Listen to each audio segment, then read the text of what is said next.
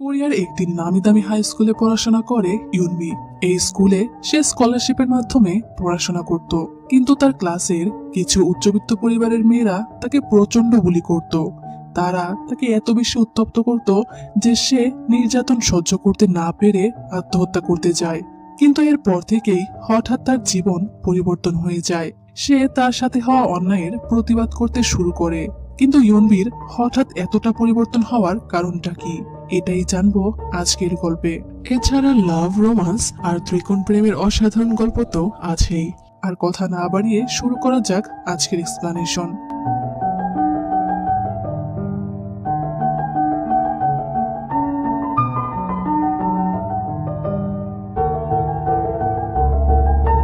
শুরুতেই আমরা গল্পের প্রধান ক্যারেক্টার ইউনবিকে দেখতে পাই।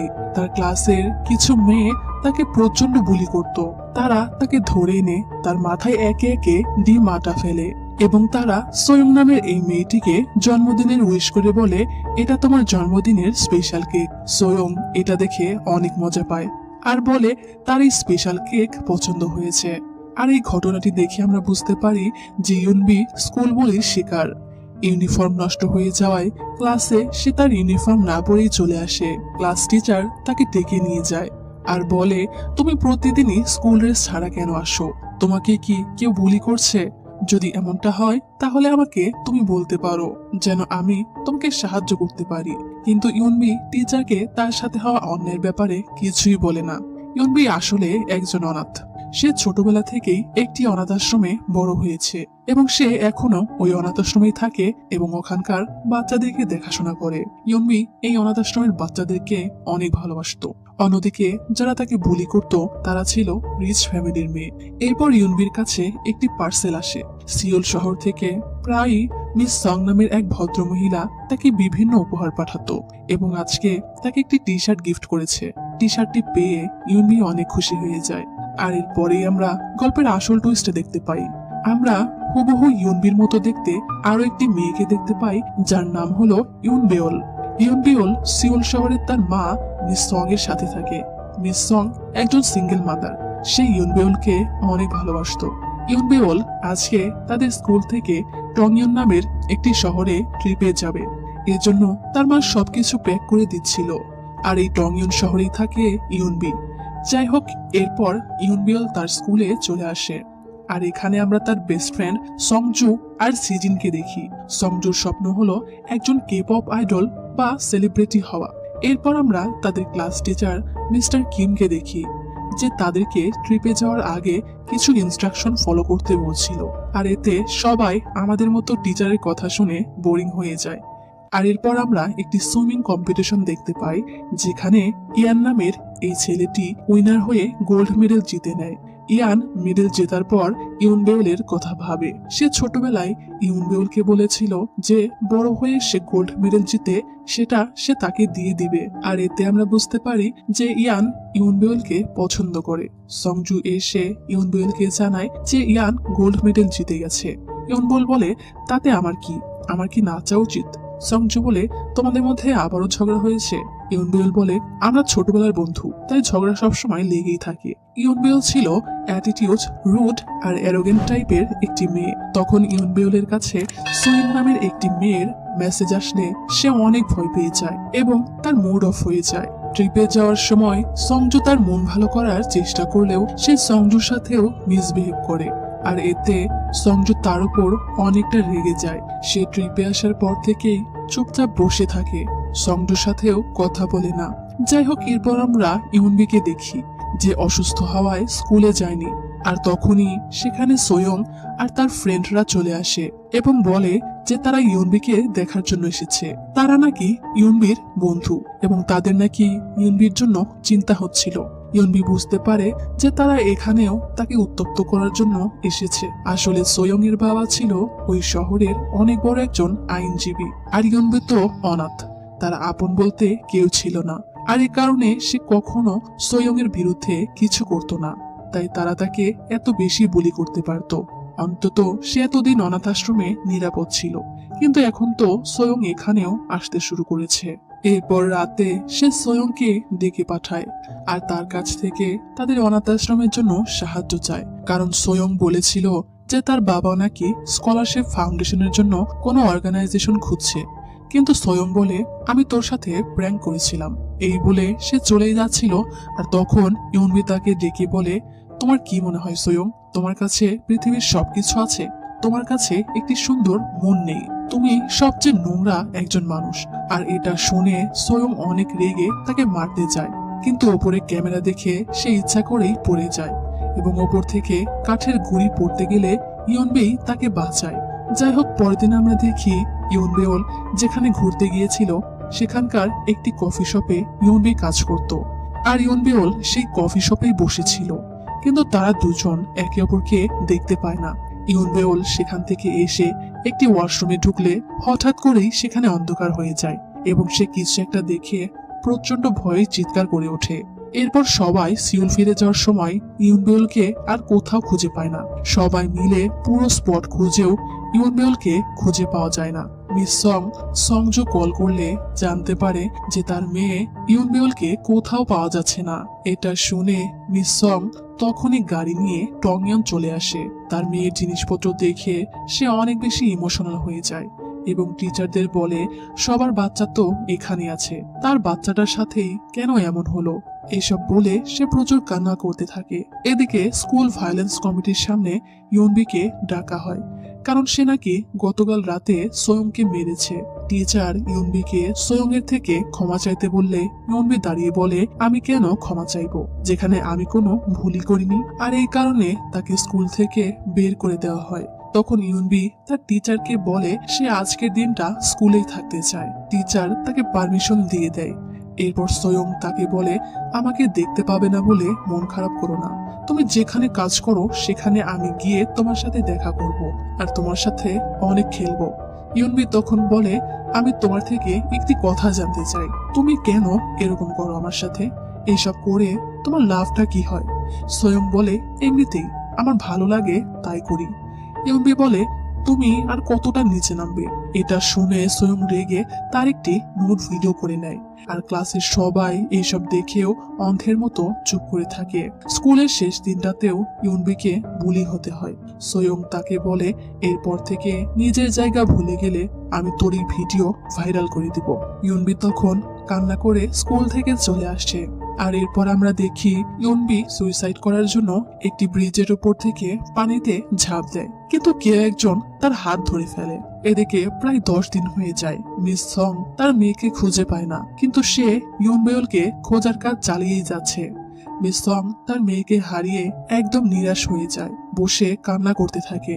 আর তখনই তার কাছে টংইয়নের একটি হসপিটাল থেকে কল আসলে মিস সং তাড়াতাড়ি ওই হসপিটালে চলে যায় এবং সে এখানে তার মেয়েকে খুঁজে পেয়ে যায়। এতে সে অনেক খুশি হয়ে যায়। তখন ইয়নবেওলের জ্ঞান ফিরলে সে তার মাকে চিনতে পারে না। ডক্টর মিসংকে জানায় ইয়নবেওলের মাথায় আঘাত পাওয়ার জন্য তার আগের সমস্ত স্মৃতি মুছে গেছে, এটা ফিরে আসতে কিছুটা সময় লাগবে। আবার এমনটাও হতে পারে যে তার স্মৃতি কখনো ফিরে আসলো না। মিস সং তাকে নিয়ে যাওয়ার জন্য কার আনতে যায়, আর তখনই এখানে সোয়ং তাকে দেখতে পেয়ে তার কাছে চলে আসে এবং তাকে উত্তপ্ত করতে শুরু করে। কিন্তু ইয়নবেওল তাকে চিনতে পারে না। তার মা এটা দেখতে পেয়ে পুলিশকে কল করতে যায়। সোয়ং এইসব দেখে অনেক অবাক হয়ে যায়, কারণ ইয়নবি তো এতিম, তার মা কোথা থেকে আসলো? তার উপর ইয়নবি তাকে চিনতে কেন পারছে না? সোয়ং তখন তাদের থেকে ক্ষমা চেয়ে চলে যায়। এরপর ইয়নবেওলকে সিওলে এনে একটি হসপিটালে ভর্তি করা হয়। তখন তাদের ক্লাসের একটি পাগল টাইপের ছেলে, যাকে জোর করে হসপিটালে ভর্তি করে রাখা হয়েছিল, সে একটি রশি বেয়ে হসপিটাল থেকে পালিয়ে যাচ্ছিল। আর তখনই সে এখানে ইয়নবেওলকে দেখে তাকে ডাকতে থাকে, কিন্তু ইয়নবেওল তো তাকে দেখে চিনতেই পারে না। আর তাকে এভাবে ঝুলতে দেখে সে অবাক হয়ে যায়। এরপর ইয়ান ইয়নবেওলের সাথে দেখা করতে আসে, কিন্তু ইয়নবেওল তাকে চিনতে না পেরে তার সাথে কথা না বলেই চলে যায়। এতে ইয়ান অনেক অবাক হয়ে যায়। ইয়ান তাকে ধরে বলে, মনে হচ্ছে তুমি আমাকে চেনো না। ইউনবেল বলে, আমি সত্যি আপনাকে চিনি না, ছাড়ুন আমায়। আর এরপর সে তাদেরকে জানায় যে তার আগের কোনো স্মৃতি মনে নেই। যা শুনে তারা দুজনে অবাক হয়ে যায়। এরপর ইউনবেলকে তার মা বাড়িতে নিয়ে আসে, কিন্তু তার সবকিছুই কেমন যেন নতুন মনে হয়। তার মা তাকে তাদের ফ্যামিলি ফটো অ্যালবাম দেখায়। তখন ইউনবেল বলে, এখানে আমার 5 বছর বয়স পর্যন্তই ছবি দেখতে পাচ্ছি, এর আগের কোনো ছবি নেই কেন? তখন মিস সং তাকে বলে, আসলে যখন তোমার 5 বছর বয়স ছিল তখন আমরা তোমাকে দত্তক নিয়েছিলাম, আর তুমি এই ব্যাপারটা জানতে, কিন্তু তারপরও আমরা দুজন পৃথিবীর সবচেয়ে ক্লোজ মা মেয়ে ছিলাম। ইউনবেল বলে, মনে হয় আমি আগে অনেক খুশি ছিলাম, কিন্তু তারপরও আমার কাছে এই সবকিছু কেন যেন নতুন লাগছে। তখন সে তার মাকে বলে, আজকে রাতে আমি তোমার সাথে ঘুমাতে চাই। তার মা এটা শুনে বলে, তোমার আবার কি হলো? তুমি তো আগে কখনো এমনটা করোনি। যাই হোক, পরদিন ইয়নবেল স্কুলে চলে আসলে তার বেস্ট ফ্রেন্ড তাকে ক্লাসে নিয়ে যায়, কিন্তু তার আচরণ দেখে সবাই একদম অবাক হয়ে যায়। কারণ আগের ইয়নবেল ছিল রুড আর দেমাগি, আর তার অনেক অ্যাটিটিউড ছিল, কিন্তু এখন ইয়নবেলকে দেখে অনেক ভদ্র মনে হচ্ছে। সে সবাইকে হ্যালো বলে, যা দেখে সবাই অবাক হয়ে যায়। সংজু তখন ক্লাসের সবাইকে বলে যে ইয়নবেল তার আগের স্মৃতি ভুলে গেছে, তাই সে কোনো কিছু না বুঝলে তোমরা সবাই তাকে হেল্প করবে।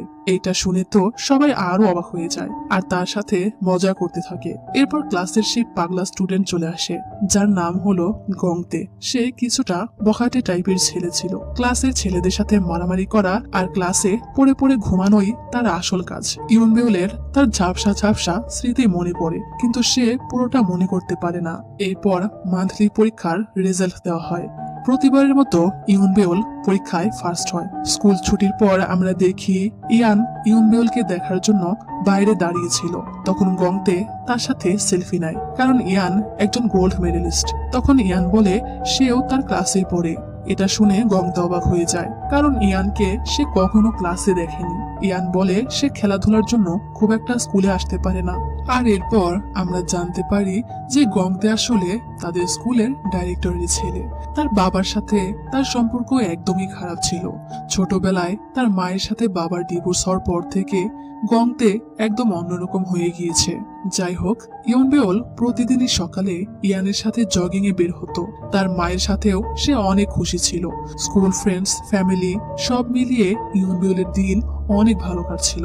একদিন ইয়ানের সাথে সুইমিং পুলে মজা করার সময় হঠাৎ ইয়নবেল পানিতে পড়ে যায়, আর তখনই তার পূর্বের সমস্ত স্মৃতি মনে পড়ে যায় এবং সে বুঝতে পারে যে সে যেই মানুষটির পরিচয় বেঁচে আছে সে আসলে সেই মানুষটিই নয়। সে ইয়নবেল নয়, সে আসলে ইয়নবি, এবং তাকে ইয়নবেলই বাঁচিয়েছিল। বাড়ি এসে এই বিষয়টা নিয়ে সে অনেক ঘাবড়ে যায়। তার মনে পড়ে যায় তার সাথে কি কি হয়েছিল। তার মনে পড়ে যায় সে সুইসাইড করতে গিয়েছিল।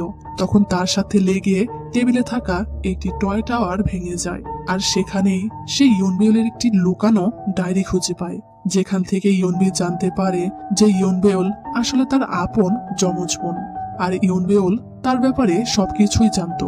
ইয়নবি আরো জানতে পারে সিউল থেকে তাকে যে গিফটস পাঠানো হতো সেগুলো আসলে ইয়নবেলই তাকে পাঠাতো মিস সং এর নামে, অর্থাৎ ইয়নবেল তার যমজ বোন। কিন্তু ইয়নবি বুঝতে পারে না যে সে এখন কি করবে। সে কাউকে বলতে পারে না যে সে আসলে ইয়নবি। সেই ইয়নবেল হয়েই আগের মতো সবার সাথে চলতে থাকে। একদিন ইয়ান বলে, তুমি আগে অনেক ঢঙ্গি আর দেমাগি মেয়ে ছিলে, কিন্তু এখন তোমাকে ভীত মনে হয়। তখন ইয়নবি তাকে বলে, আমি তোমার সাথে কাটানোর সময়গুলো মিস করব, গুড বাই। ইয়ান বলে, গুড বাই কেন বলছো? আমাদের তো কালই দেখা হবে। তখন ইয়নবি চলে আসার সময় আমরা দেখতে পাই যে সে কান্না করছে, অর্থাৎ সে এখান থেকে একেবারে চলে যাচ্ছে। সে মনে মনে বলে, স্মৃতি ফিরে পাওয়ার জন্য আমি অনেক চেষ্টা করেছি, কিন্তু এখন মনে হয় স্মৃতি ভুলে থাকাটাই ভালো ছিল। আমি সেই দিনগুলোকে অনেক মিস করব যখন আমার কিছুই মনে ছিল না। আর এদিকে আমরা দেখি ইয়নবি তার মায়ের জন্যও একটি লেটার রেখে গেছে, যেখানে সে তাকে জানিয়েছে যে সে আসলে ইয়নবেল না, সে ইয়নবি, যে ইয়নবেলের যমজ বোন। এটা জানতে পেরে মিস সং ছুটে ইয়নবির কাছে যেতে থাকে, অর্থাৎ ইয়নবি আর ইয়নবেলের পরিচয়ে থাকবে না। সে পুলিশ স্টেশনে কল করে জানতে পারে যে যেখানে তার অ্যাক্সিডেন্ট হয়েছিল সেখানেই আরো একটি মেয়ের লাশ পাওয়া গিয়েছিল, অর্থাৎ তার বোন ইউনবেওল মারা গিয়েছে। এদিকে মিস সং ওই অনাথাশ্রমে আসলে জানতে পারে তার নামে সেখানে ইউনবির জন্য প্রায়ই পার্সেল আসতো এবং সে জানতে পারে যে ইউনবিকে স্কুলে বুলি করা হতো বলে সে আত্মহত্যা করেছে, অর্থাৎ মারা গেছে ইউনবেওল। কিন্তু তারা জানতো যে ইউনবি মারা গেছে। ইউনবির অস্থি যেখানে সংরক্ষিত ছিল সেখানে এসে সে ইউনবিকে পেয়ে যায়। আর মিস সং তখন বুঝতে পারে যে যদি ইউনবি এখানে থাকে এর মানে হলো তার মেয়ে ইউনবেওল মারা গেছে। সে ইউনবিকে ইউনবেওল বলে ডাকতে থাকে আর বলে, তুমি আমার ইউনবেওল তাই না? তুমি আমার সাথে মজা করছো। সে তাকে জড়িয়ে ধরে প্রচন্ড কান্না করতে থাকে। ইউনবি বলে, আমার বোন আমার জীবন বাঁচাতে গিয়ে মারা গিয়েছে, এই সব কিছুর জন্য আমিই দায়ী, তাই আপনি পারলে আমাকে ক্ষমা করে দিবেন। মিস সং ভেঙে পড়লে ইউনবি তাকে শান্ত করার চেষ্টা করে। এরপর মিস সং তাকে তার আশ্রমে পৌঁছে দেয়, কিন্তু ইউনবির প্রতি তার মায়া তৈরি হয়েছিল। সে ইউনবিকে পেছন থেকে গিয়ে জড়িয়ে ধরে বলে, তুমি আমার মেয়ে, আমার জন্য তুমি সবসময় ইউনবেওল হয়েই থাকবে। জানি না আমি কেন বিশ্বাস করতে পারছি না, আর আমি বিশ্বাস করতে চাইও না। তুমি কি সবকিছু ভুলে আগের মতো আমার সাথে থাকতে পারবে না? আমি যদি তোমাকে এভাবে যেতে দেই তাহলে আমি কি নিয়ে বাঁচবো? আমি কিছুতেই নিজেকে সামলাতে পারবো না। তুমি কি আমার ইউনবেওল হয়ে আমার সাথে থাকতে পারবে না? ইউনবি বলে, এটা আমি কিভাবে করতে পারি? মিস সং বলে, আগে যেভাবে ছিলে ঠিক সেভাবেই তুমি আমার সাথে থাকবে। আর এরপর সে তাকে আবারও বাড়ি নিয়ে আসে। ইউনবি তাকে ম্যাম বলে ডাকলে সে বলে, আমাদের মধ্যে কোনো কিছু বদলায়নি, তুমি আমাকে মা বলেই ডাকবে। আর এরপর ইউনবি ইউনবেওলের জায়গায় স্কুলে চলে আসে। এটা যেহেতু ইউনবি তাই আমরা তাকে ইউনবি বলেই ডাকবো। সংজু তার হাতের লেখা দেখে বলে, স্মৃতি হারিয়ে ফেলার পর তোমার হাতের লেখাও পাল্টে গিয়েছে। এরপর ইউনবি মেডিকেল রুমে গেলে দেখতে পায় গংতে ক্লাস ফাঁকি দিয়ে মেডিকেল রুমে এসে শুয়ে আছে। ইউনবি তার সাথে কথা বললে গংতে বলে, তুমি আগে কখনো আমার সাথে কথা বলতে না, মনে হয় সত্যি তোমার স্মৃতি হারিয়ে গেছে। তোমাকে আমার একটা সিক্রেট বলবো, আমি আসলে এই স্কুলের ডাইরেক্টরের ছেলে। ইউনবি বলে, তাহলে তোমাকে আমার একটা সিক্রেট বলি, সেটা হলো আমি যা বলি সেই সবকিছু মিথ্যা, যেমন কি আমার নাম ইউনবেওল। গংতে বলে, এত বেশি পড়াশোনা করো না, না হলে আমার মতো তুমিও পাগল হয়ে যাবে। গংতে তখন বলে, আমিও তাহলে তোমাকে একটি মিথ্যা কথা বলবো, সুপারস্টার সং হুইউন আমার মা। এই শুনে ইউনবি হাসে এবং তাদের মধ্যে বন্ধুত্ব হতে শুরু করে। যাই হোক, এরপর ইউনবির কাছে আবারও সুইন নামের সেই মেয়েটির মেসেজ আসে, আর তখন আমরা দেখি মিস্টার কিমকেও এই একই মেসেজ করা হয়েছে। ইউনবি তখন মিস্টার কিমকে জিজ্ঞেস করে আমাদের স্কুলে সুইন নামের কোনো মেয়ে আছে কিনা, কিন্তু মিস্টার কিম ব্যাপারটাকে এড়িয়ে চলে যায়। এরপর ক্লাসের সবাই সুপারস্টার সং হুইউনকে নিয়ে কথা বলছিল, যে কিনা গংতের মা ছিল। তারা বলছিল যে সং হুইউনের তৃতীয়বারের মতো বিয়ে হতে চলেছে, তাও আবার তার থেকে বয়সে ছোট একটা ছেলেকে বিয়ে করতে যাচ্ছে। ক্লাসের এক ছেলে তার মাকে নিয়ে বাজে কথা বললে গংতে আর কোনোভাবেই চুপ থাকতে পারে না, সে ছেলেটিকে গিয়ে মারতে শুরু করে। সবাই বুঝতে পারে না যে হঠাৎ গংতের কি হলো, কারণ তারা জানতো না যে সং হুইউন আসলে গংতের মা। তারা এটাও জানতো না যে গংতে স্কুলের ডাইরেক্টরের ছেলে। গংতে ছেলেটির সাথে পেরে ওঠে না এবং সে প্রচুর মার খায়। তখন মিস্টার কিম এসে তাদেরকে থামায়। স্কুলের এই ঝামেলা করার কারণে তার বাবা এসে তাকে বলে, স্কুল ছেড়ে দিয়ে আমেরিকায় গিয়ে পড়াশোনা করার জন্য তৈরি হয়ে যাও। গংতে বলে, আমি যাব না, আমি এখান থেকে কোথাও যাচ্ছি না, কারণ আমি আপনাকে ভোগাতে চাই। আপনি বলেছিলেন না যে আমাকে জন্ম দেওয়াটা আপনার সবচেয়ে বড় ভুল ছিল? সে চিৎকার করে বলে, যতদিন বেঁচে আছি আমি এখানেই থাকবো, আমি মারা যাওয়ার পরেই একমাত্র আপনি শান্তিতে থাকতে পারবেন। এই শুনে তার বাবা তাকে একটি চড় মারে। তখন গংতে বলে, আপনি কখনোই আমার বাবা ছিলেন না, সব সময় আমাকে শুধু টর্চার করেছেন, আর এই জন্যই আমি এমন হয়ে গেছি। রেগে সে একটা ইউনিসাইকেল নিয়ে বেরিয়ে যায় আর পাগলের মতো চিৎকার করতে থাকে। এরপর হঠাৎ একদিন মিস্টার কিম ক্লাসে এসে বলে, তোমাদের ক্লাসে একটি নতুন মেয়ে ট্রান্সফার হয়ে এসেছে, তোমরা সবাই তাকে এখানে অ্যাডজাস্ট হতে সাহায্য করবে। তখন মেয়েটি ক্লাসে আসলে আমরা দেখতে পাই এইটা আর কেউ না, যার কারণে ইউনবি আত্মহত্যা করার চেষ্টা করেছিল, এটা হলো সেই সোয়ং। ইউনবি তাকে এখানে দেখে একদম শকড হয়ে যায় এবং সে ভয় পেতে থাকে। তখন সোয়ং তার পরিচয় দেওয়ার সময় হঠাৎ এখানে ইউনবিকে দেখে সেও শকড হয়ে যায়। এরপর আমরা দেখি সোয়ং তাদের সবার সাথে মেশার চেষ্টা করে এবং বোঝার চেষ্টা করে এটা কি ইউনবেওল নাকি ইউনবি। ইউনবি তখন ওয়াশরুমে চলে গেলে সোয়ং গিয়ে তাকে বলে, তোমার কি আমাকে মনে আছে? ইউনবি ভয়ে ভয়ে বলে, না, আমি তোমাকে চিনি না। সোয়ং বলে, এত তাড়াতাড়ি কিভাবে ভুলে গেলে? টংইয়নের হসপিটালে তোমাকে দেখে আমি চুল টেনেছিলাম। আসলে আমার একটা বন্ধু ছিল যাকে তোমার মতো দেখতে। ইউনবি বলে, বন্ধু? বন্ধুদের সাথে তুমি এরকম করতে? সোয়ং তখন তার সাথে ফ্রেন্ডশিপ করার চেষ্টা করে, কিন্তু ইউনবি তাকে অ্যাভয়েড করে চলে। সোয়ং ধীরে ধীরে তার ফ্রেন্ডসদের সাথেও মিশতে শুরু করেছিল। সে সংযোগ থেকে জানতে পারে ইউনবেওল টংইয়নে গিয়ে হারিয়ে গিয়েছিল, আর তারপর থেকে সে তার স্মৃতিশক্তি হারিয়ে ফেলেছে। লাঞ্চের সময় গংতে ইউনবির পাশে